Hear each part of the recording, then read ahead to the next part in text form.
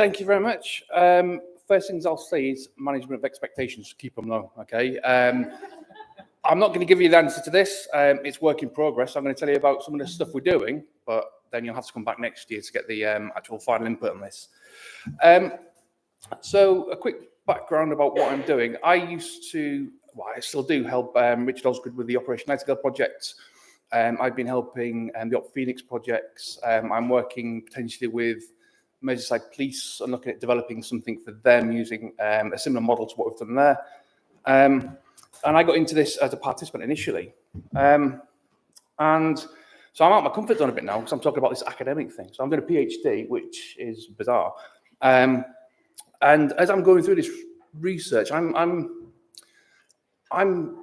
unpicking things that I thought I knew, and it's becoming apparent that I really didn't. I've published in this quite a bit, and I'm looking at my own work going, I can't believe I published that, and I didn't put that in there, I didn't do that. So it's been a huge learning curve. So what I want to do at the minute is just give you some examples of what I've done and some of the things that would probably help you guys in when you're writing your reports or when you're looking at developing a project. So a bit of background and context. There's been a huge amount of work, incredible work done across the heritage and wellbeing sector. You've got the stuff done initially by Kiddy and Schofield or Richard Kiddy looking at homeless populations in the cities. How can the built archaeology help that community? You've got the Human Henge project, looking at ancient monuments and how that can engage with people with mental health issues. You can move across and you look at the stuff that Karen's is doing with her test pitting, looking at doing the randomized control trials abroad. Or you can go across again and look at Bowman, I think her name is, through combat stress. And they're looking at how you can engage veterans in a museum context, looking at military artifacts to stimulate the conversations, to drop them barriers for engagement. So as a therapy, you go in and you've got some really challenging conditions to get you talking. So some of the things we're looking at, some of the things I've been coming across when I'm looking at the heritage interventions is there's a few things. So we've got locations, we've got activities, we've got the demographics, and we've got the wellbeing measures. We've talked a lot about the measures today. And when we're looking at evaluating, it's very difficult to look at how we can evaluate a project that uses one of each of these for the same objective. So if we're looking at promoting wellbeing, how can we evaluate a museum-based project that's looking at artifact handling to promote well-being to an older audience, potentially with dementia, and they're measuring it with positive and negative effect scales. How do we compare that then with Human Henge working on ancient monuments outside and evaluating doing a different methodology with a different group? The problem we've got is we've got this huge amount of evidence at the minute, and it's very difficult to bring it together and compare and contrast. So the issues that I'm kind of particularly interested in my research is what are the issues with this research? So like I've said there, how do we compare? How do we assess? How do we contrast these different research projects? How can we ensure that we're measuring projects effectively?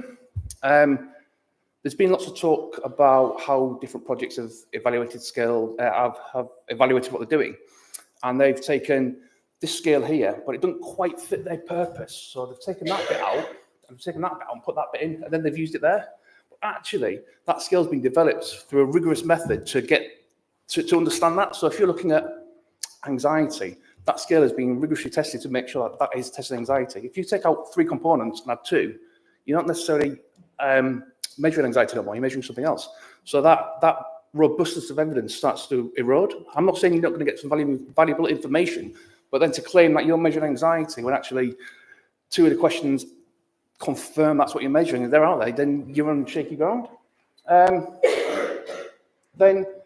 the big one, what do we mean when we say well-being? We've got 3 different spellings of it. I mean, so if we can't agree on how to spell it, how can we demonstrate it? I thought I knew the answer to this. So we look at the different dimensions of well-being. So this is what works well-being. We've seen these a few times over the past few days. When we talk about well-being, initially for me, it's making people feel better. So I'm working with veterans. I'm trying to make them feel better. What do I mean by feel better? Well, psychologically, they're feeling a bit better. They've reduced anxiety, reduced depression, feeling better about themselves. Okay, that's great. Okay. Will's projects, the Thames Foreshore Recovery, their definition of well-being might be very different to what my definition is. When you're looking at working with older people, it might be more about the health, the physical health, the reduction of social isolation. Working with homeless populations, their well-being might be, have they got somewhere to stay on a night? I mean, do they feel secure? Have they got a financial, can you develop financial stability? So actually unpicking what we mean by well-being is crucial. And going back to the first point I made, if you're delivering these projects to all these different communities, if you've not defined what we mean by well-being, how can we be sure that we're measuring it and we're measuring the proper impact of it? So if I'm measuring anxiety, if I'm using Warwick Edinburgh and looking for general well-being, if I'm looking at somebody with personal finance issues, so I'm looking at that financial resilience, is Warwick Edinburgh the correct tool to use for that? I don't know. If we're looking at more of a health or personal well-being, then there are probably tools out there that could do that better, but it's understanding what tools we can use and what measures are more effective for this. And most of the people in this room, if not all of you, are heritage professionals, archaeologists. You are bloody good at what you do, but this is a different sphere. This is the social sciences, this is psychology. And I think we have to accept now that this is very much, it's not it's a multidisciplinary subject now to actually do this properly.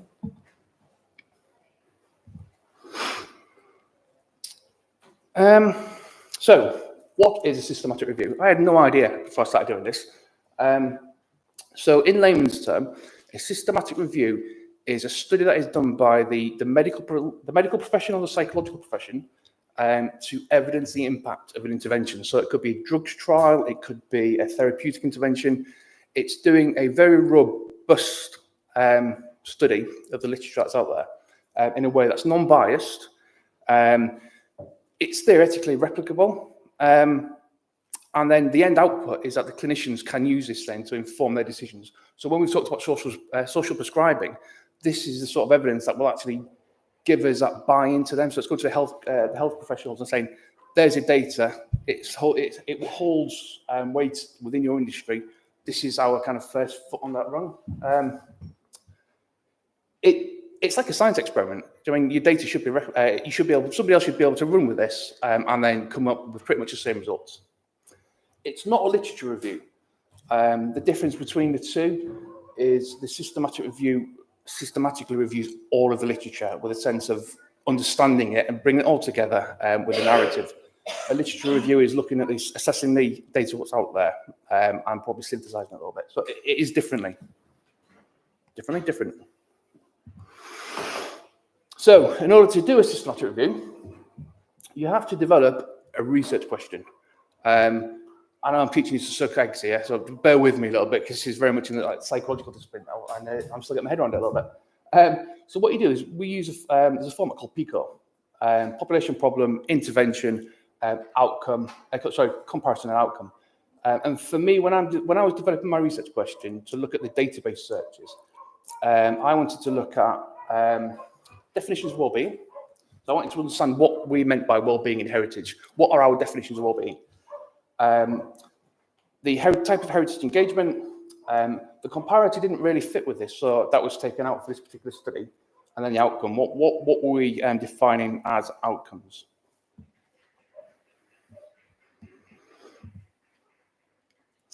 For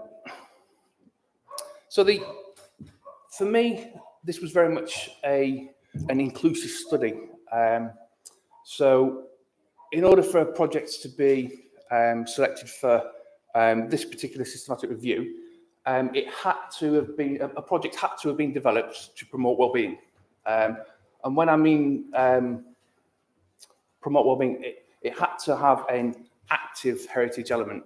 So it's not, you can't just come here and do yoga in the garden. I mean, make use of this amazing ground. You had to have some tangible link to what the heritage was.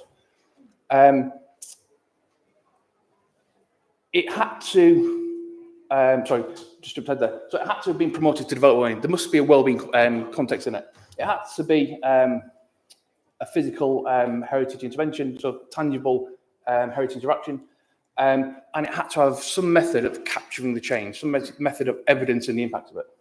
And the exclusion criteria, it really was, had to engage in it, and it had to be English language, because I don't have the capacity to Google Translate all these papers and get the nuances lost in translation.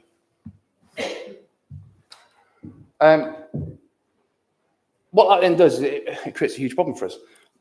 So in order to do this search, I had to then be able to translate that into a system where the database would do my search for me.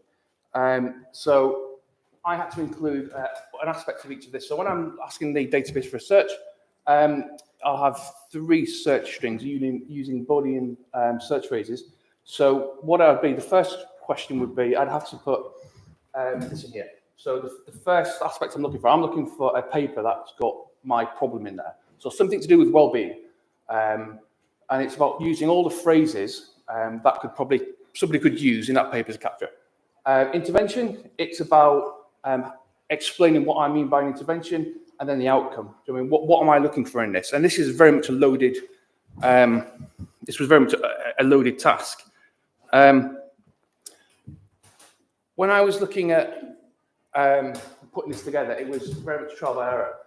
When I just put in one of these search phrases, so if I just looked at well-being, or if I looked at the search strand here, it would come back with 1,018,857 papers just based on them phrases there. Same for this one. If I just looked at them phrases, it came up with that much. And if I just looked at that phrase there, it would come up with 4.2 million.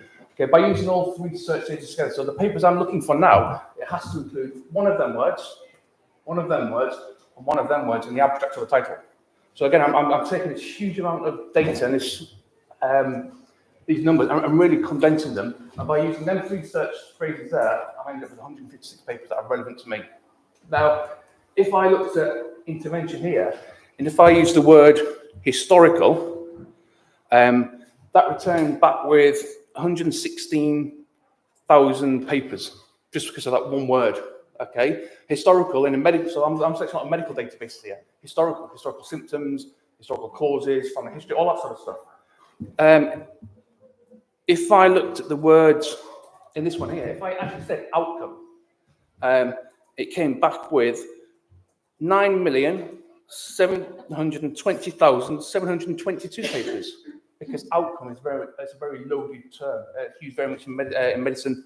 And if I'd put survey in there, again, it was 9 million papers in return. So it's about doing a lot of testing and adjusting to make sure that the phrases I'm using are going to be fit for what I need, but I'm not going to lose out, or I'm not going to get erroneous stuff. Because I couldn't have gone through 25,000 papers. I'd still be doing it, in a year or two's time. So it's very much about thinking about what I want and how to do it.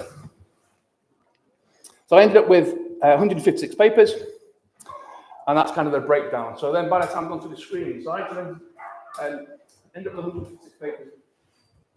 I was just in that one particular search. So after searching all these databases, I came back with 1,140 papers, of which I excluded, and then I added an additional 20 through different search methods. I was able to exclude some just doing a title search, then an abstract search, and I'm left now with 38 papers. So out of that 1,140, I've now got 38 papers that are giving me all them 3 search terms for this review. So it has really brought that data down. And that's because I've been able to frame the question properly and understand what it is I want. The next phase is, again, so just keeping that bias out. So like I said, I've been very inclusive in this data. It really has been, it has to literally exclude itself because it doesn't meet it. The next method of removing the bias is by using critical appraisal skills programs, so CASP. So using things like Prospero, you can download these tools and it will help you extract the information that you want from your study in a way that is going to reduce the bias. So you get a standard way of doing it. And at the end of it, I should be left with a set of data that's as least biased as possible, and that's ready for use. And then that'll be produced in a narrative synthesis. So that is when I've got this data, I'll be producing it in a way that is going to be explanatory as opposed to texts, as opposed to tables and charts and everything else. The whole point of this is to understand that narrative. What do we mean by well-being? What is, of these 13 included studies, what do they mean by well-being? How have they broken that down? And how has that been put back together in? What evaluation tools are they using? Okay, and what is it they're actually measuring? So hopefully by the end of this, we'll have a synthesis of all the projects that are out there at the minute to really start evidencing what we're doing. While I've been here over the past 2 days, there's been loads of talks with papers that haven't been published yet. So already as I'm doing this is already getting dated because there's a lot of stuff going on that's probably not going to be included in this. So all I'll say is if you've got some papers, or if you're doing a study and it's in that stage where you've got some form of report, and if you want it to be included, please let me know, and I can see if we can fit it into this.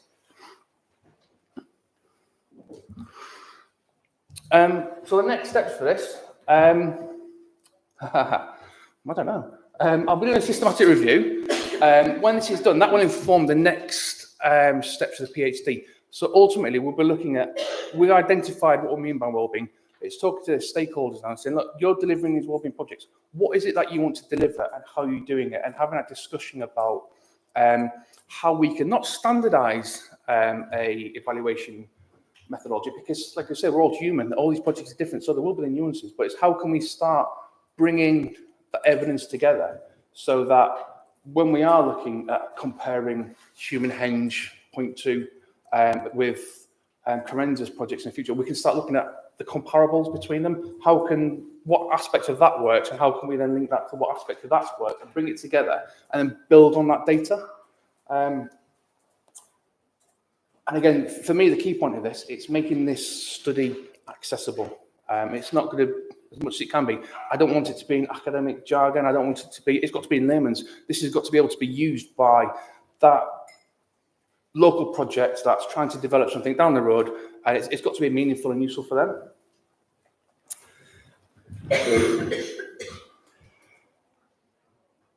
And then this has been done in collaboration. So Karen Burnell, who did the Amphora guidelines, is my supervisor. And because I don't do maths, I've managed to get a really great bloke called Craig Allison, who is a psychological statistician. It's always good to know one of them. So anyway, if you've got any papers that you might want including, please let me know. I'd be happy to do it. And hopefully that's just give you a bit of an understanding of when you are doing your reports and when you are writing things up, the sort of things that you need to really start thinking about to make this a more inclusive sphere, I think. Thank you very much.